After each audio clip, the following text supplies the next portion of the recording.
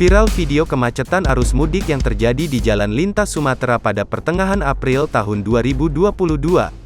Dalam video yang beredar tersebut, tampak puluhan kendaraan mengantri untuk melintasi jalur yang dipadati oleh para pemudik.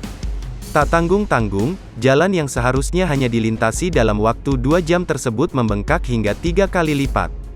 Jarak yang tadinya hanya ditempuh 2 jam, bengkak berubah menjadi 10-14 jam.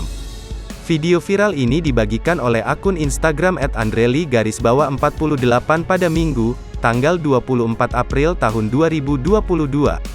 Dalam video viral yang beredar terlihat seorang sopir truk bernama Koharu Mutakin membagikan momen antrian kendaraan yang akan melewati Jalan Lintas Timur Palembang Jambi.